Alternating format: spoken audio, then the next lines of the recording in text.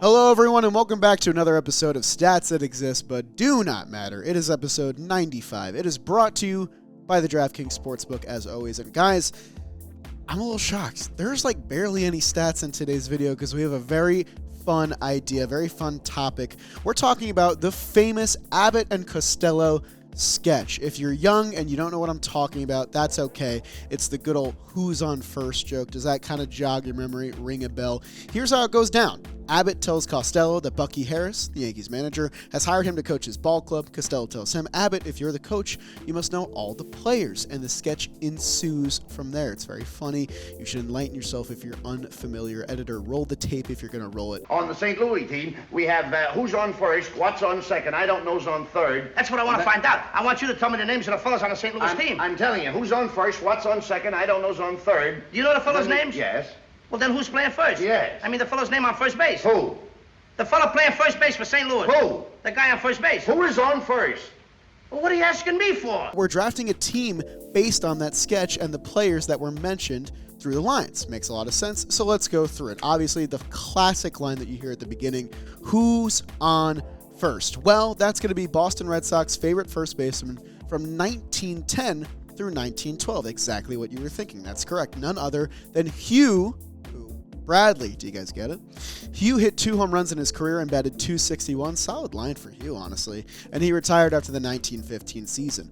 What's on second? Well, that would be second baseman Ali Watt, the one-hit wonder. One hit in his entire career. He played second base for the Washington Senators for 1 season in 1920. All your favorite players in today's stats that exist, got to admit. He reached base in the one and only plate appearance of his career and then quickly retired right after that. Good for our guy Watt. An on-base percentage of 1,000. That's pretty good from where I come from. I don't know's on third. This was a tough one. I don't know, because there's not a lot of names that file into that, but we did find one.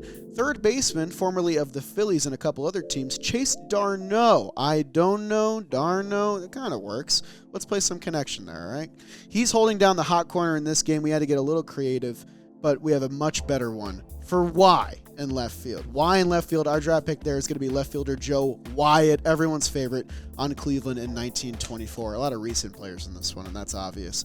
Because in center field, can we get creative here as well? Our center fielder is Bernie Cawley, or B-Cause, you know, that's kind of like his nickname, as we like to call him. Bernie Cawley was an outfielder in Boston's minor league system during World War II. He is the weak link on our team, on a team full of studs, an on-base of 1,000, a batting average of .261. This is basically the all-star team from the 1920s, if you really think about it. But who's on the mound for all of this? We have all the hitters in the lineup. Who's on the mound? Well, tomorrow's pitching, as they said in the sketch, and that would be pitcher Brandon Morrow. Basically the only recent guy we could find to be a part of this roster, but he has been solid both as a starter and a reliever. He once had one of the best pitched games in Blue Jays history. He struck out 17 batters in one go, and then he was on the 2017 Dodgers. He was on a couple of those great Cubs teams. He is a great pitcher, and in 2011, he led the American League with 10.2 K per 9, which is a pretty impressive feat. I'm glad he's on the bump for our Abbott and Costello team, and you'll be glad if you make some bets on him with the DraftKings Sportsbook, the sponsor of today's Stats That Exist But Do Not Matter. Guys, we're quickly switching to football again because I can't talk about baseball betting. It breaks my heart. 4 teams remain, but only 2 can play in the big game. For championship weekend, check out the DraftKings Sportsbook, the official sports betting partner of the NFL. New customers can bet just $5 on either game and instantly receive an additional $200 in bonus bets.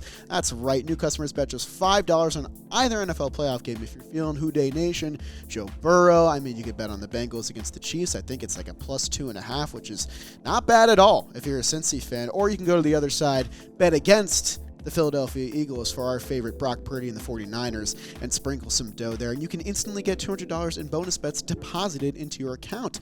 Download their free and easy app to use today. Use code STATS to take advantage of this offer. And once again, bet $5 on any NFL playoff game and get $200 in bonus bets instantly, only at the DraftKings Sportsbook with code STATS. Thank you to them for sponsoring today's episode, and we'll see you guys as we continue to wind down towards episode 100 of Stats That Exist But Do Not Matter. I can't wait. We'll see you next week.